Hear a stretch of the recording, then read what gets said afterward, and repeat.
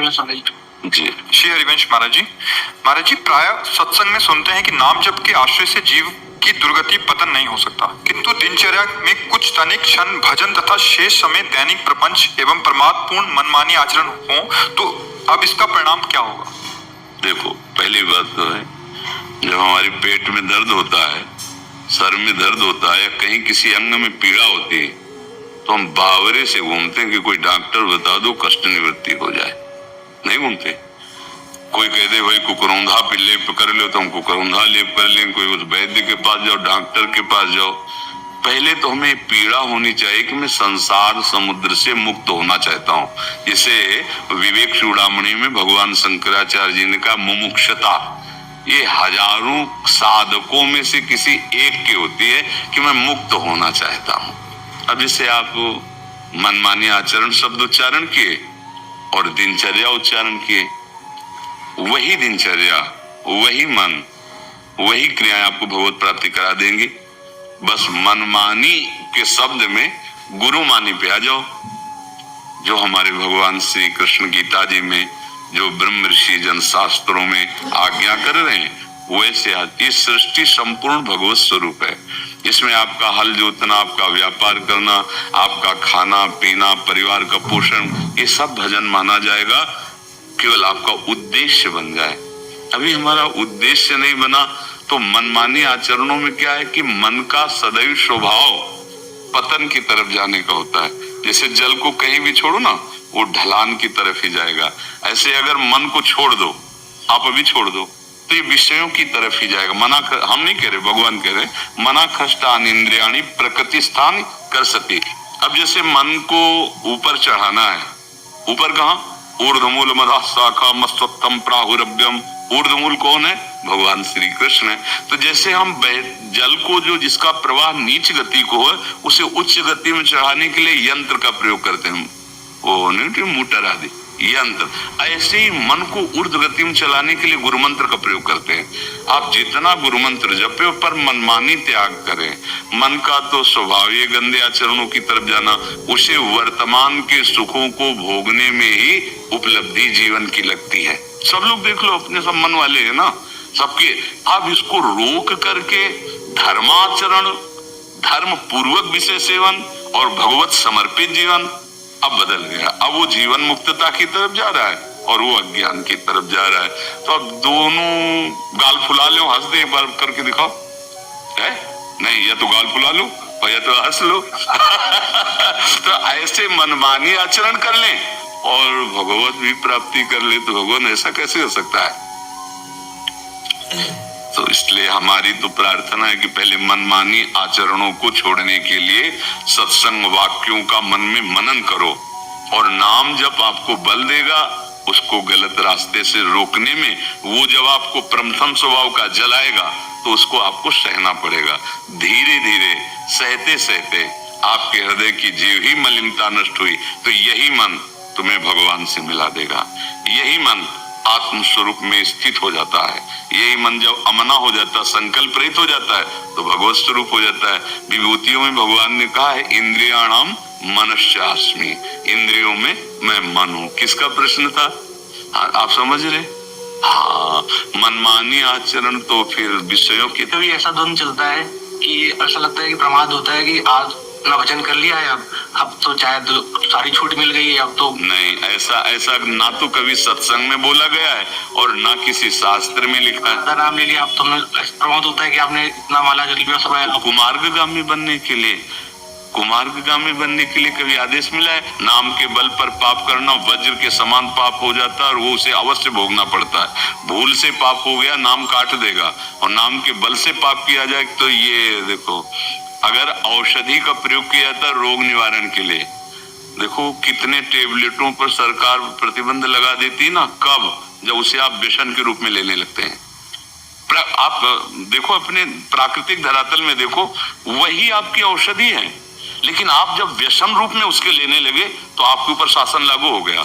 वही नाम आपका परम मंगल करने वाला है, पर नाम का सहयोग लेके आप दुराचार करने लगे, अब आपके ऊपर शासन लागू हो जाएगा और आप पिटोगे, फिर ठीक हो जाओगे। ठीक तो कर ही लेंगे, वो बहुत बहादुर हैं। हाँ, साम दाम और दंड भेद से सीधे रास्ते। ऐसा नहीं, सच्चाई से जब नाम जप करोगे तो भय एक लगेगा कि मुझसे कहीं नाम छूट न जाए, कहीं मेरे से गलती ना हो जाए।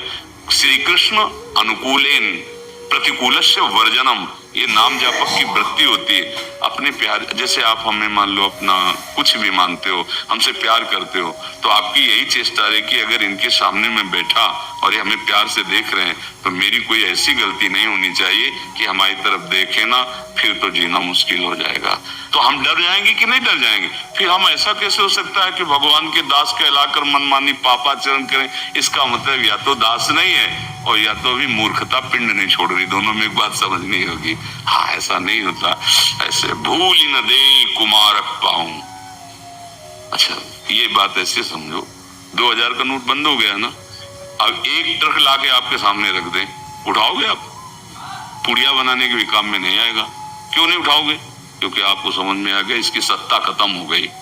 सत्संगी और भगवत मार्ग के पथिक के सामने संसार के असत भोगों की सत्ता खत्म हो जाती है। अब वो जैसे 2000 का नकली नोट ढेर सारा पड़ा हो तो नहीं उठाएगा, ऐसे ही रमा विलास राम अनुरागी तजत बमन जिम जन बड़ भागी। भगवान का भक्त ऐसा कैसे हो सकता है जिन विषय, या तो भक्त नहीं है, भक्त का ड्रामा चल रहा, स्वांग नौटंकी में भी तो साधु नहीं बनते, लेकिन असलियत में यदि साधु मार्ग का पथिक है तो उसको जब जान लिया कि उमा कहूं मैं अनुभव अपना, सत हरि भजन जगत सब सपना, तो वही सपने के लड्डू फिर खाने का मन क्यों कर रहा है? इसका मतलब सपने का नहीं, अभी तुम सत्य उसे मान रहे हो। तो ना सतो विद्यते भाव, ना भाव विद्यते सता। सत्य का अभाव नहीं है, असत की सत्ता नहीं है, असत को तुम सत्य मान रहे हो तो तुम्हारा कोई मार्ग ही नहीं है। आप कहलाओ भले भगत, लेकिन आप भगत नहीं हो।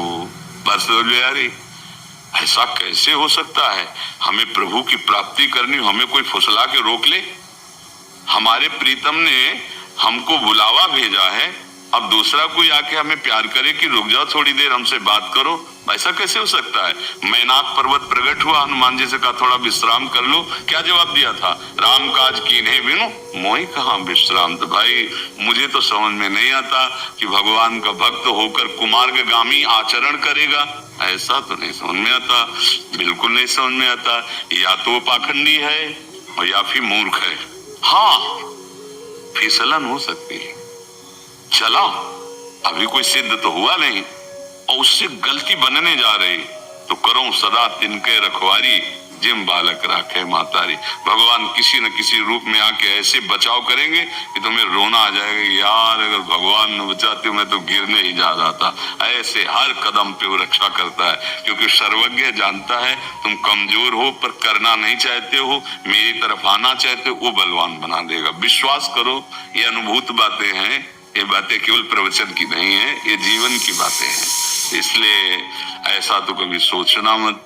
देखो, जो जानता नहीं और उससे गलती हो गई, क्षमा का अधिकारी, पक्का क्षमा का अधिकारी। मान लो अब आप कह रहे हो कि हम जानते थे पर वो असली में जानना नहीं हुआ, आपको सत्संग मिला, शास्त्र स्वाद, अब आप असली में जान रहे हो। और अगर अब आप जानबूझकर गलती करोगे तो फिर ये क्षमा नहीं होगा, फिर आप पिटाई होगी। क्षमा तो जैसे कि माना कि ये सब बहुत गलत है, अभी तक मुझे पता नहीं था। आज सत्संग कितने ऐसे आते हैं भाई लोग कि हम मांस खाते थे, मदिरा पीते थे, सब करते थे, था तो कि गलत है पर वास्तविक मुझे पता नहीं था, लेकिन जब से आपकी बात सुनी तब से कसम खाता हूँ। अब ऐसा अच्छा लगता है कि दूर देश में बैठकर आप हमारी बात सुनकर मानते हैं, आप हमारे नजदीक बैठकर आंख से आंख मिलाकर फिर भी हमारी बात न समझ पाए तो फिर बड़ा दुर्भाग्य है। महत संगस तो दुर्लभ हो पर निर्वाह कर ले जाओ दुर्गमो है, अगर निर्वाह कर ले गए तो अमोघ